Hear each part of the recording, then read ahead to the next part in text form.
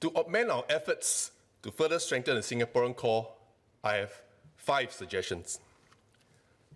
First, ensuring Singaporean PMETs are not left behind by the raising of EP and S-Pass qualifying salaries. Raising the salary criteria for EP and S-Pass is timely.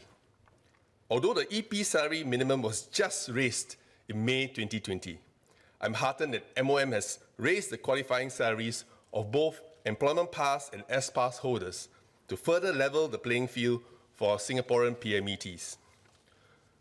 While we raised the qualifying salary of EP holders, I'm glad that MOM has put in place a differentiation of the EP qualifying salaries for sectors such as the financial services sector. In the same vein, MOM should also consider raising the bar for sectors such as infocom technology and professional services, where there are generally more companies on the Fair Consideration Framework watch list. Since the announcement of these changes last Thursday, union leaders and PMEs I've spoken to have raised concerns that employers would merely raise the salaries or repackage the compensation and benefits of their foreign PMETs to keep within the boundaries of the rules and retain them, something that is easily done in sectors which traditionally have higher earning EP holders. To compound matters further, our Singaporean PMETs working alongside these foreign PMETs performing similar or same jobs may not get a similar pay hike, thereby resulting in serious parity issues. It does not help that many of our Singaporean PMETs are now confronted with wage freezes, restraints, and cuts. For unionized companies, our unions will closely watch the actions of the employers. For workers in non-unionized companies, I strongly urge them to join as union members and organize themselves so that we can protect them and ensure that they are fairly treated. Second, strengthening the Singaporean core at all levels through strengthening hiring culture, practices, and changing mindsets. Strengthening the Singaporean core of PMETs must be at all levels of the hierarchy and not merely addressing entry or lower level PMETs. In large corporations with deep pockets, hiring more Singaporeans at the bottom balloons the denominator to make them look less culpable in actual percentages and numbers.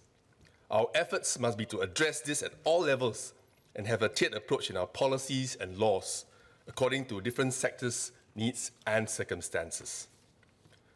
While we introduce new policies to further tighten the various levers, strengthening the hiring culture, practices, and changing mindsets across the various organizations which hire foreign PMEs must be at the backbone of these efforts.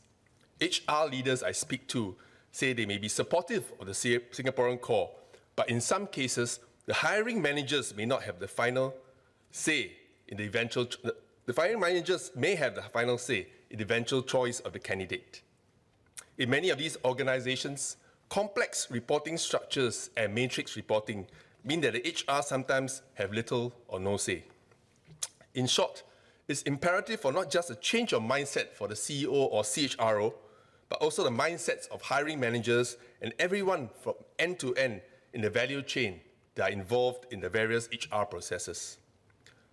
While foreign PMEs are employed in Singapore, there needs to be more intentional reciprocity by multinational corporations to offer similar regional and global opportunities to our Singaporean PMEs.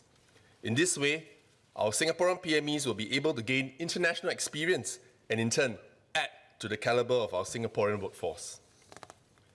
I urge the management within the MNCs to groom our Singaporean PMEs as part of their leadership identification and developmental process.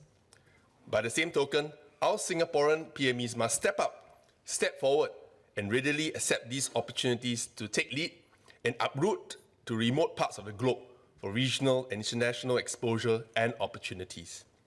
Increasingly, all Singaporean PMEs must embrace overseas opportunities as possible opportunities and be open to them regardless of where they are in their career life stage.